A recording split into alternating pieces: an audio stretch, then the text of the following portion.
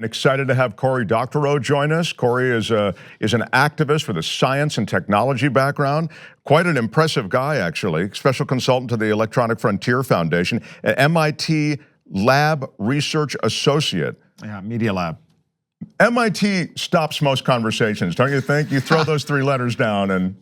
Yeah, I mean, they pay for the work I do at EFF, which is related to the book we're talking about today. Yes, and the book is Radicalized, and the book is steeped in sci-fi and technology and speaks, though, to so many of the issues that are going on in contemporary society.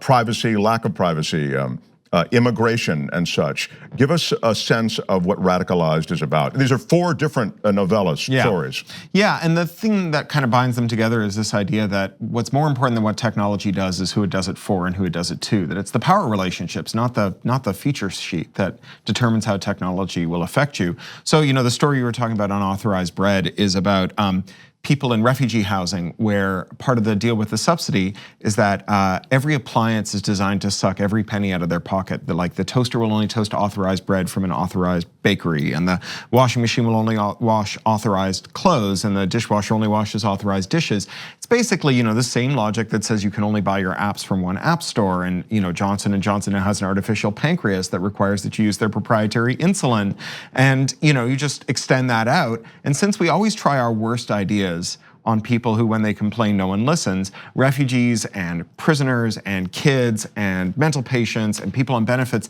they're on the front lines of our worst technological ideas. Wow, I mean, I know it's fiction, but it's just so credible in a sense.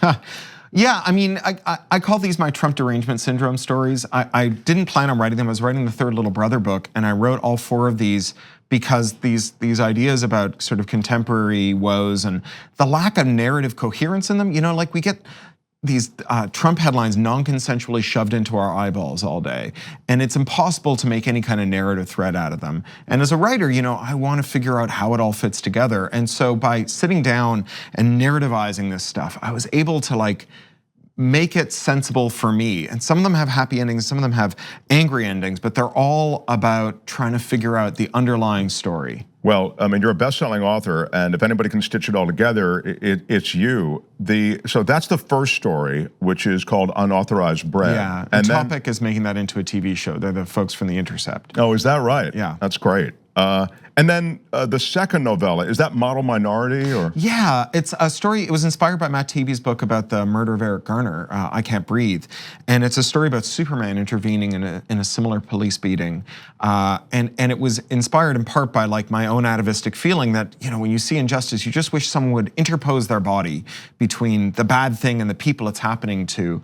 And it's part of this kind of neoliberal idea that all of our problems have individual causes and individual solutions, that if only the right person were wielding the baton, or if only the right person were there, then maybe we could solve it. And Superman figures out when he intervenes in this beating that not only is it not his story, it's the story of the man who is being beaten, but also that the white privilege he thought he was safe in is completely contingent on his continuing to support white supremacy. That like, it only takes a hot second for commentators to say, this guy's not a white man, he's not even a human, he's not even a man. And how do we know that next year he won't be fighting for Syria or Iran?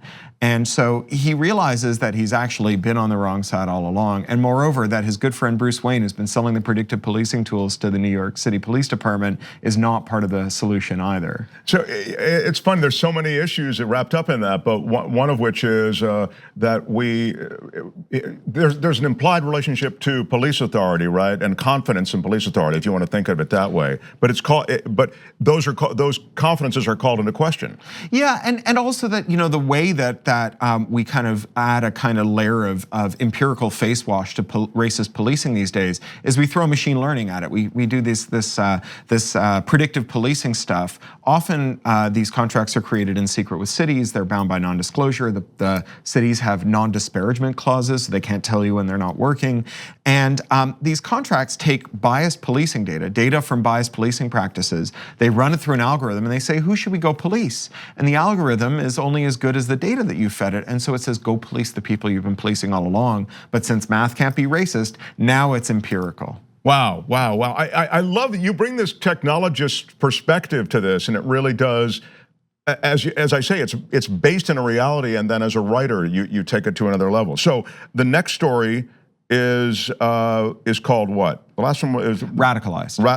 Well, the collection's also called Radicalized. Yeah, please go ahead. Yeah, sure. It's a story that asks what would happen if traumatized, entitled, respectable white dudes, rather than killing their ex-wives or shooting up brown people in mosques, finally decided to start killing the healthcare executives whose callous decisions doom the people they love the most to long, lingering, horrible deaths. And it's about people who are on message boards that are nominally for husbands of wives and fathers of children who are wasting away of illnesses, but it really becomes a place where people talk about the fact that their insurers have declined to cover the illnesses that their loved ones have. And like incel message boards, these are message boards where instead of the people who've been there the longest being the people who figured it out and have stuck around to help other people, they're the people who figure it out leave. And the only people who are left behind are the people who are the most irredeemable, the most broken, and they're the ones who start whispering into the ears of these traumatized people, you know, if you're gonna kill yourself, don't let it go to waste. And it's about the narrative of radicalization that we have in our world, which is that radicalization happens when someone with a bad idea sits too close to you, and you hear the bad idea, and the next thing you know, you've got the bad idea too, and you're out there doing something terrible. When you actually read up on radicalization, you know, you read the case studies Boston University did of occupied territory suicide bombers. The biggest predictor of whether someone is going to do something terrible is whether they've been traumatized.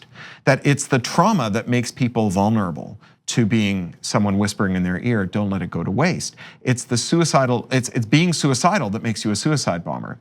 And since all of our response to radicalization is based around this idea, like the bad apology, I'm sorry you're angry at me, have you tried being less angry at me? I'm sorry you're traumatized, maybe you could be less traumatized, not that we're gonna do anything about the trauma, our response never works.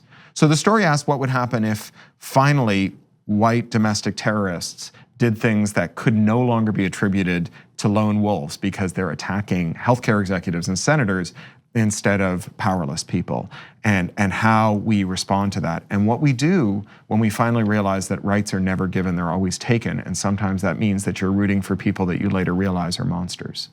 Wow, wow, wow.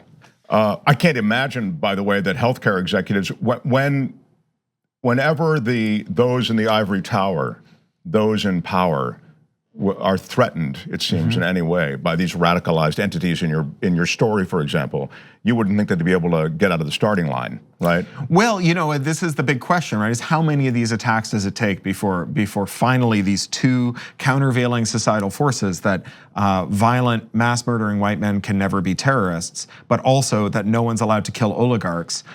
When does the one override the other? How does that? You know, I figure it's like 6 suicide bombings. At 6, the super rich have had enough, and that's it. Mask of the Red Death. Yeah. That's your last novella in this collection called Radicalized. And it's the most apocalyptic of them. It's a story about rich preppers who have luxury bunkers that they plan to go and hide in when the event happens.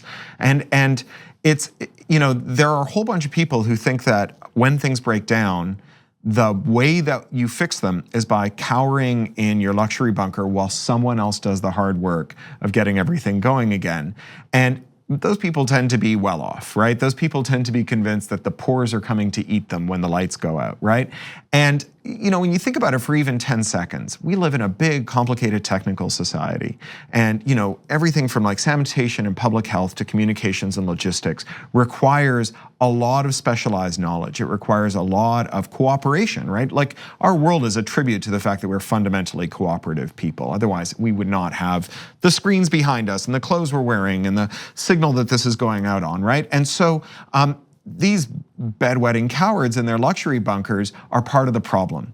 And they very quickly learn in the hardest way possible that it doesn't matter how many guns you lay in, it doesn't matter how many plans you have to emerge with your thumb drives full of Bitcoin and your gemstone quality precious stones, you will never have the Frazetta warlord future because you cannot shoot germs, that we have a shared microbial destiny, and if the corpses are piling up outside, eventually you're gonna get cholera too. Wow, wow, wow.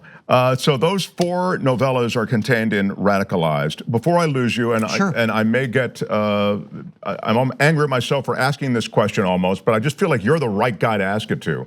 Technology, net benefit, or are now we getting to the point where AI and these things that it seems as there's so many potential benefits associated with, may be working against sort of the evolution of society in a positive way. So here's the thing, the Apple II Plus came out while Ronald Reagan was on the campaign trail, right? Almost everything that technology does that's terrible can be attributed to monopoly and regulatory capture, not to the technology itself. Why is it that Facebook lost 15 million American users last year, but they all ended up on Instagram, which is a Facebook property?